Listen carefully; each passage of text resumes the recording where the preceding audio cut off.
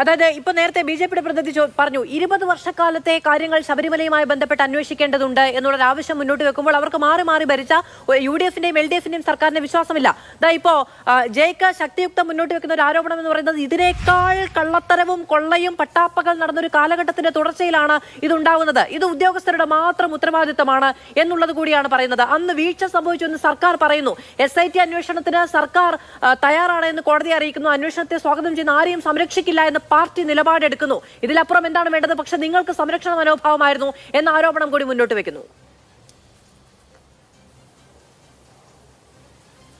അത് ഞാൻ ജയ്ക്കിൻ്റെ വാദഗതികൾ ശ്രദ്ധിക്കുകയായിരുന്നു. അപ്പോൾ അദ്ദേഹം ഈ രണ്ട് പീരീഡിനെയും രണ്ടായി ആണ് തിരിക്കുന്നത്. 2019 സ്വർണം പൂശിയ പാളികൾ, ചെമ്പ് പാളികൾ, അതും ദ്വാരപാലക ശില്പത്തിൽ സ്വർണം പൂശിയതുമൊക്കെ തന്നെ എല്ലാം അപ്രത്യക്ഷമാക്കി. ആ വിജയ് മല്യ നൽകിയ 33.5 കിലോ സ്വർണത്തെക്കുറിച്ചുള്ള പരാമർശം പോലും അപ്രത്യക്ഷമാക്കി. ആ സ്വർണം പൂശിയ ദ്വാരപാലക ശില്പങ്ങളെയും വാതിൽപ്പാളികളെയും പൂർണ്ണമായി ചെമ്പാക്കി ഉണ്ണികൃഷ്ണൻ പോറ്റിയുടെ കയ്യിൽ കൊടുത്തുവിടുമ്പോൾ കേരളം ഭരിച്ചിരുന്ന ഒരു ഇടതുപക്ഷ ഗവൺമെൻറ്റാണ്. കടകംപള്ളി സുരേന്ദ്രനായിരുന്നു അന്നത്തെ ദേവസ്വം മന്ത്രി. അവിടുത്തെ അന്നത്തെ ദേവസ്വം ബോർഡ് പ്രസിഡന്റ് എന്ന് പറയുന്നത് പത്മകുമാർ ആയിരുന്നു. ഒരു തരത്തിലുള്ള ദേവസ്വം മാനേജ്മെന്റ് പറയുന്ന ഒരു കാര്യങ്ങളും ചെയ്യാതെ തിരുവാഭരണ കമ്മീഷണറുടെ സാന്നിധ്യമില്ലാതെ നമുക്കെല്ലാവർക്കും ഒരു 99 മുതൽ സ്വർണമായിരുന്ന ദ്വാരപാലക ശില്പങ്ങളും അവിടുത്തെ വാതിൽപ്പാടുകളും ഒറ്റ നിമിഷം കൊണ്ട് ചെമ്പാവുകയാണ്. എന്നിട്ട് അദ്ദേഹം കൊടുത്തുവിട്ടു. ആ ഒരു കാലഘട്ടത്തെക്കുറിച്ച് ഒരു പരാമർശമെങ്കിലും ജയിക്കാതിരിക്കും. ഇപ്പം നിങ്ങളിപ്പോൾ പറയാത്ത എന്താണ്? അതൊരു LDF കാലഘട്ടമായിരുന്നില്ലേ? അന്ന് ദേവസ്വം ഭരിച്ചിരുന്നത് കടകംപള്ളി സുരേന്ദ്രൻ എന്ന് പറഞ്ഞ നിങ്ങളുടെ ഏറ്റവും സമുന്നതനായ ഒരു നേതാവല്ലേ?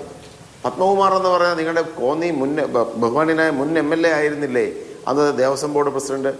ഒറ്റ സമയം കൊണ്ട് സ്വർണം മുഴുവൻ അപ്രത്യക്ഷമാക്കി ചെമ്പ് കൊടുത്ത ആളുകൾക്കെതിരെ കേസെടുക്കണോ വേണ്ടയോ?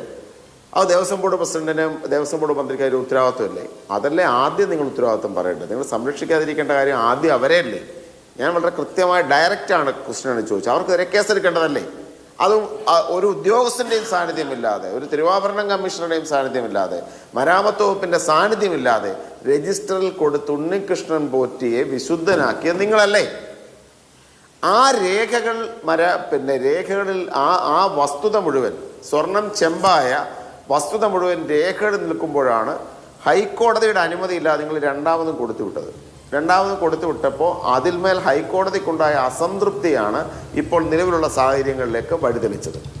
അപ്പോൾ നിങ്ങൾ വീണ്ടും കൃത്രിമം നടത്താനല്ലേ ശ്രമിച്ചത്? യഥാർത്ഥത്തിൽ ആ കൃത്രിമം നടത്തിയെന്ന് കൃത്യമായ രേഖകളുള്ള ഉണ്ണികൃഷ്ണൻ പോറ്റിയുടെ കയ്യിൽ, ഉണ്ണികൃഷ്ണൻ പോറ്റിക്ക് പ്രത്യേകമായ ഉത്തരവ് കൊടുത്ത് വാറണ്ടി അയാളുടെ പേരിലാക്കി അയാളെ കൊണ്ട് വീണ്ടും ഇത്തരം സ്വർണം പൂശാൻ വേണ്ടി കൊടുത്തുവിടുമ്പോൾ അതിൽ നിങ്ങളുടെ പങ്കില്ല എന്ന് പറഞ്ഞാൽ ആര് വിശ്വസിക്കും? പിന്നെ എത്ര ആത്മവിശ്വാസത്തോടു കൂടിയാണ് ഇത്രമാത്രം കള്ളത്തരം കാണിച്ചിട്ടും ആ കള്ളം കാണിച്ച ആളുകളെ ഞങ്ങൾ അവരെ സംരക്ഷിച്ചുകൊണ്ട്, അവരെ ഒരു വിമർശനത്തിൻ്റെ ഒരു കണിക പോലും ഇല്ലാതെ സംരക്ഷിക്കാൻ CPM-ന്റെ പ്രതിനിധികൾ ശ്രമിച്ചുകൊണ്ടിരിക്കുന്നത്? അതൊന്നാമത്തെ കാര്യം. രണ്ട്, നേരത്തെ കുറേ ആരോപണങ്ങൾ ഉന്നയിച്ചു. ഇവിടെ ആരാണ് ആരോപണ വിധേയരെ സംരക്ഷിക്കാനിരിക്കുന്നത്? കഴിഞ്ഞ 10 വർഷക്കാലമായിട്ട്, ഇപ്പോൾ 10 വർഷം ആവാൻ പോകുന്നു നിങ്ങളുടെ ഗവൺമെൻറ് ഇവിടെ അധികാരത്തിൽ വന്നിട്ട്. ഞങ്ങളുടെ ഒരു ഗവൺമെൻറ് അധികാരത്തിലിരുന്ന കാലം എത്രയോ മുമ്പാണ്. ഞങ്ങളുടെ ഒരു ബോർഡ് അധികാരത്തിലിരുന്നതും വളരെ മുമ്പല്ലേ? അന്നത്തെ ദേവസ്വം മന്ത്രി എന്ന് പറഞ്ഞാൽ ഉമ്മൻചാണ്ടി സർക്കാരിൻ്റെ കാലഘട്ടമാണ്. 10 വർഷം മുമ്പ് വരുന്ന ദേവസ്വം ബോർഡ് മന്ത്രിക്കും അദ്ദേഹത്തിൻ്റെ സഹോദരനുമെതിരെ ഈ രണ്ടാം പിണറായി വിജയൻ സർക്കാരിൻ്റെ അവസാന മാസങ്ങളിലും ആരോപണം ഉന്നയിക്കുക എന്നതല്ലേ നിങ്ങൾ ചെയ്തുകൊണ്ടിരിക്കുക. നിങ്ങൾ അവിടെയൊക്കെ ഞങ്ങൾ ആരെങ്കിലും പ്രൊട്ടക്ട് ചെയ്യാൻ വേണ്ടി വന്നു? അത് ജനങ്ങളുടെ മുമ്പിൽ ബോധ്യപ്പെടുന്ന തരത്തിൽ കാര്യങ്ങൾ വെക്ക്. നിങ്ങളെപ്പോലെ ഇത് കൃത്യമാണ്. അതൊക്കെ റിപ്പോർട്ടും കാര്യങ്ങളും വരട്ടെ. ഞങ്ങൾ അതിനകത്തൊന്നും എതിർക്കുന്നില്ല. ആരെയും സംരക്ഷിക്കാൻ ഞങ്ങൾ വരുന്നില്ല. അവർ അല്ലെങ്കിൽ ആരോപണം വരുന്നവർ അതിന് മറുപടി പറയും. പക്ഷേ ഇവിടെ ശബരിമല ഭക്തർ കൊടുത്ത സ്വർണം, തിരുവാഭരണം സംരക്ഷിക്കപ്പെടുന്ന ശ്രീകോവിലിൻ്റെ ദ്വാരപാലകന്മാരെ ഉൾപ്പെടെ പൊന്നമ്പലമേടെന്ന് പറയുന്ന ആ പദത്തിനെ അന്വർത്ഥമാക്കുന്ന സ്വർണ്ണപ്പാളികൾ ചെമ്പായി മാറിയിട്ടും അതിനെ സംരക്ഷിക്കാൻ നിൽക്കുന്ന നിങ്ങളെ എന്താണ് നിങ്ങൾ പറയുന്നത്? നിങ്ങൾ കേസെടുക്കണ്ടേ? ഈ കള്ളന്മാർക്കെതിരെ അവരെ ജയിലിലടയ്ക്കാൻ നടപടി ഉണ്ടാവണ്ടേ? എന്തെങ്കിലും നിങ്ങൾ ചെയ്യുന്നുണ്ടോ? നിങ്ങൾ ഇപ്പോഴും ന്യായീകരിച്ചുകൊണ്ടിരിക്കുകയല്ലേ? സാങ്കേതികമായി സംസാരിച്ചുകൊണ്ടിരിക്കുകയല്ലേ? എങ്ങനെ സ്വർണ്ണപ്പാളികൾ ചെമ്പായി എന്ന് നിങ്ങൾ പറയുന്നുണ്ടോ? അപ്പോൾ ഞങ്ങളെ സംബന്ധിച്ച് ഞാൻ വളരെ കൃത്യമായിട്ട് പറയാൻ ആഗ്രഹിക്കുന്നു. അന്വേഷണം വളരെ കൃത്യമായ ഒരു എക്സ്റ്റേണൽ ഏജൻസി ഹൈക്കോടതിയുടെ മേൽനോട്ടത്തിൽ അന്വേഷിക്കണമെന്നാണ് എൻ്റെ അഭിപ്രായം. ഈ കേസ് ഉൾപ്പെടെ അതിനകത്ത് എല്ലാം വരുന്നെങ്കിൽ, മുൻകാലങ്ങളിൽ ഉൾപ്പെടെ വന്നാൽ എന്തിനെതിർക്കണം? ഞങ്ങൾക്കൊരാളെ സംരക്ഷിക്കേണ്ട ഉത്തരവാദിത്തമില്ല. അവരാരും കള്ളം കാണിച്ചൊന്നും ശ്രീ വി ശിവകുമാർ തട്ടിപ്പ് നടത്തിയൊന്നും ഞാൻ വിശ്വസിക്കുന്നില്ല. പക്ഷെ നിങ്ങൾ അന്വേഷിക്കുക. 10 വർഷം, ഒരു ദശകക്കാലമായി സംസ്ഥാനം ഭരിക്കുന്ന, ബോർഡ് ഭരിക്കുന്ന ആളുകളാണ് വീണ്ടും വീണ്ടും കുമാര സഹോദരന്മാർ, കുമാരസംഭവവും പിന്നെ നളയരുത് അട്ടക്കഥയൊക്കെ പറഞ്ഞുകൊണ്ടിരിക്കുന്നത്. ശരി.